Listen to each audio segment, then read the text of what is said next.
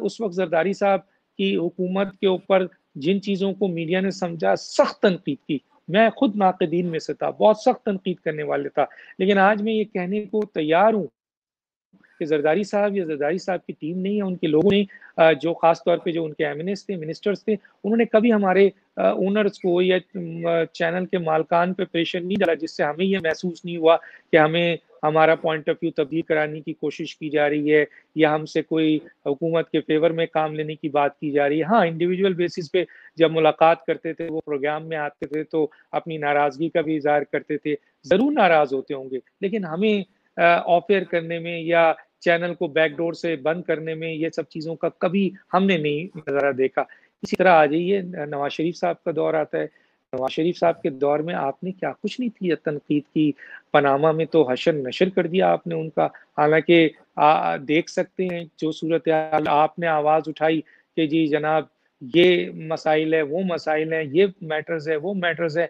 Media ने नवाज शरीफ साहब के पिछले 5 साल दौर का और जरदारी साहब के पिछले 5 साल दौर का जो एहतसाब किया है, जो उनके ऊपर सख्त तनकीद की है हुकूमत के, उनकी एक एक चीज़ पे, हो सकता है बहुत सारी चीज़ों में गलतियां भी हुई हों, बहुत सी ऐसी बातों की तनकीद की गई हो जिसकी शायद ज़रूरत ना हो, जो जो जो जो गलत हो गई हो, लेकिन की गई। लेकिन क्या नवाज शरीफ साहब ने, हालांकि वो चाहते तो एक फ़ोन करके वो पैमरा को भी या चैनल के मालकान को भी, क्योंकि उनका 3 दफ़ा वो इस हुकूमत में रह चुके हैं, पीपल्स पार्टी तकरीबन 3 दफ़ा हुकूमत में रह चुकी है, उसको तो बहुत कुछ पता है कि किस तरीके से क्या चीज़ बंद की जा सकती थी, किस एंकर को ब्लॉक किया जा सकता था, किसको ऑफ एयर किया जा सकता था, किस चैनल के मालकान के क्या क्या केसेस खोले जा सकते थे। वो बहुत कुछ जानते थे जो ये नहीं जानते थे। लेकिन उनका ज़र्फ था, आज ज़र्फ का कंपेयर होता है कि उन्होंने बर्दाश्त किया, उन्होंने तनकीद बर्दाश्त की, नाराज़ हुए होंगे, बहुत सख्त नाराज़ हुए होंगे, लेकिन उन्होंने कभी मीडिया का रास्ता ब्लॉक नहीं किया।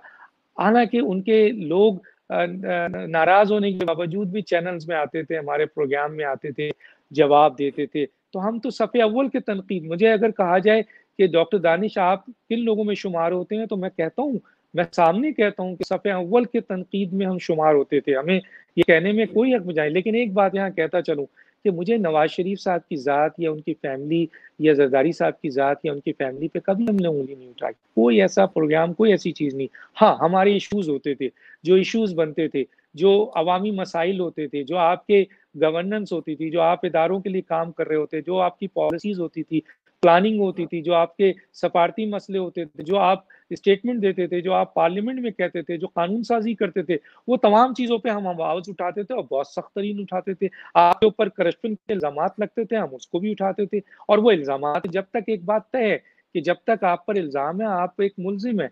मुजरिम तो वो होता है ना कि जब जुर्म साबित हो जाए, तो इल्ज़ामात तो लगते रहे। मैमो, आपके इसमें डॉन लीक्स आया, क्या कुछ नहीं सवालात उठाया गया, किस किस तरीके से सवालात उठाए गए, क्या क्या पूछा गया। इवन के नवाज शरीफ साहब को भी गद्दारी का सर्टिफिकेट देने लगे मीडिया के ऊपर लोग।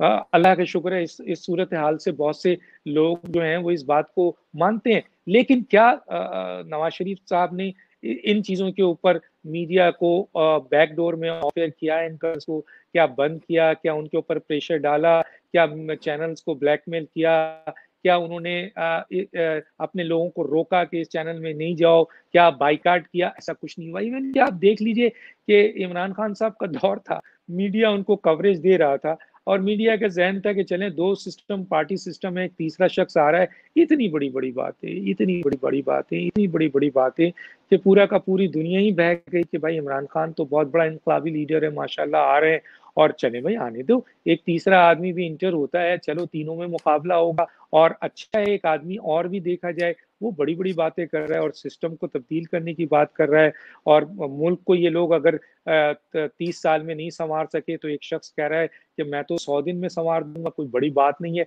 और हकीकत में अगर ये ऐसा है, तो आने दिया जाए। तो उनकी वो रैली, वो उनकी जलसा, वो उनका जुलूस, वो उनका कंटेनर, क्या मीडिया ने कवर नहीं किया? वो खाली कुर्सी पड़ी होती थी, लेकिन मीडिया कवर करता था। क्या नवाज शरीफ साहब जब वहाँ से गालियाँ पड़ रही होती थी, गंदे-गंदे अल्फाज इस्तेमाल के, सियासत में जो है वो गंदगी थी, लेकिन इमरान खान साहब के दौर में गंदगी का उरूज आया। यहाँ तो गंदगियों का ऐसा ऐसा ऐसा ऐसी चीज़ें आई हैं जिसके बारे में कोई तसव्वुर नहीं कर सकता था। नवाज शरीफ साहब के दौर में जब हम क्रिटिक्स करते थे तो उनके व्यूअर्स भी हमें बुरा भला कहते थे, अब्यूज लैंग्वेज इस्तेमाल करते थे। पीपल्स पार्टी के दौर में भी हमने देखा कि उन्होंने भी हमें बुरा भला कहा, अब्यूज लैंग्वेज इस्तेमाल किया।